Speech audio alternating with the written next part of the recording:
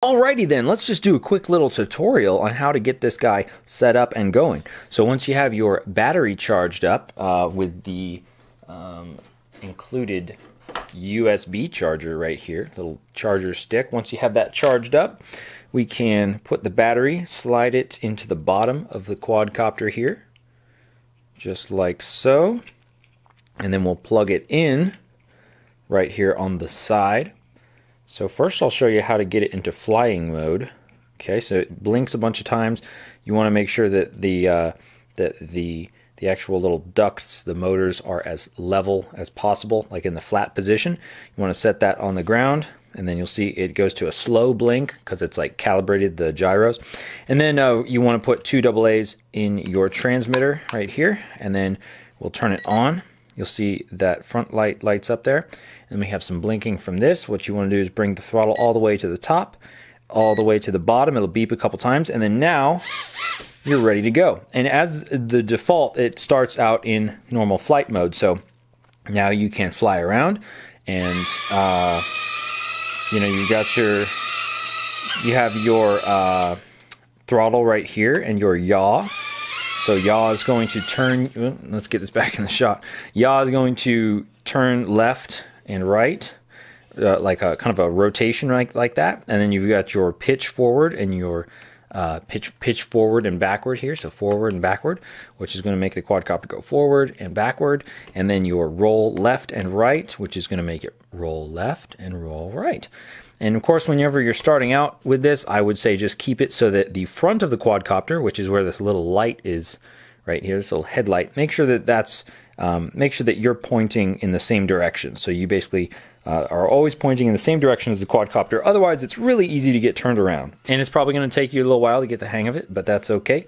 As far as the controls on the transmitter here, it comes with this little piece of paper, which is helpful for actually seeing what the different controls do. So here we have speed mode, flips and rolls, and on the ground 360 turn.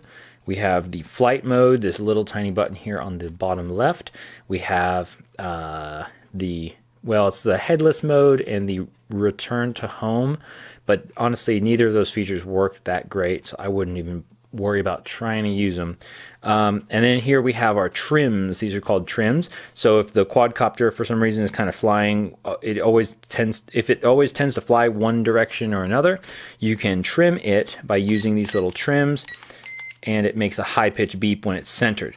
So that's for the left and right, and then we have the forward and backward trim right here. So as far as the speed mode, you might want to start out on the lower. It's basically like sensitivity setting is really what it is. So it beeps twice for the second mode and 3 times for the highest sensitivity level. And one other thing, in case you need to reset the gyro, which basically is going to make it fly level, in case you need to reset that, you just take both sticks and then bring them outward like that, and it's going to cause the quadcopter to blink a little bit, and you'll hear that beep right there. So that's what you need to do, because if you put your quadcopter, say if it wasn't level, you know, when you turned it on, and if it calibrates like that, then if I try and put this level, it's going to fly weird on its own. So the way to fix that is you just bring your transmitter sticks out to the bottom right or the bottom left like that, and then you're good to go. Now, it's even easier to control when you're in the ground or water mode. So the way that you put it into ground or water mode is you press this little button right here, and notice the color of the LED. It changes to, maybe you can't see it too well on the camera, but right now it's green, and then you have blue. So green is for ground mode, and blue is for water mode. At least that's what seems to work best. And so what you want to do, all you have to do really is you just take the 2 back motors, and you just rotate them just like that. Boom. Make sure you get the battery lead out of the way, and you just rotate them. They don't really lock in place. They just kind of stay like that.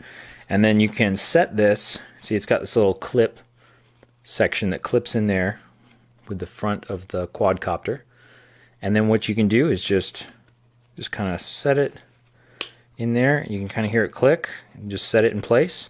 And you can kind of jiggle it a little bit and make sure it doesn't come out. And that's all there is to it. Now you're ready to go either on the water or on the ground. Let's put it in ground mode. So we have a green LED right there. There we go. I found that it is a little touchy in ground mode. Like, it's really easy to just kind of accidentally turn too much and do like a 360. But it does give you some pretty good maneuverability for sure. And then the 360 turn button is give it a little bit of throttle, and then you press the button, and it will do an automatic turn for you. And basically, the more throttle you give it, the faster it goes. And you can kind of do that on the water, but it doesn't really work very well. It's not made for that. But if you do want to go on the water, or if you want to kind of have a smoother experience on like a flat surface, like a floor, hardwood floor, you can change it into the blue water mode. Again, just pressing this little button right there. And then you can, basically you're not going to have as much turning control, because what it's really doing is more, I think it's more pushing out the back motors, giving the back motors more thrust and not so much lift on the front motors. So you do kind of have some more drag on the bottom here. That's some friction with that surface there. And I do want to mention that this little Lego action figure does not come included. I just found this and put it on. Thanks for watching, and I'll see you next time.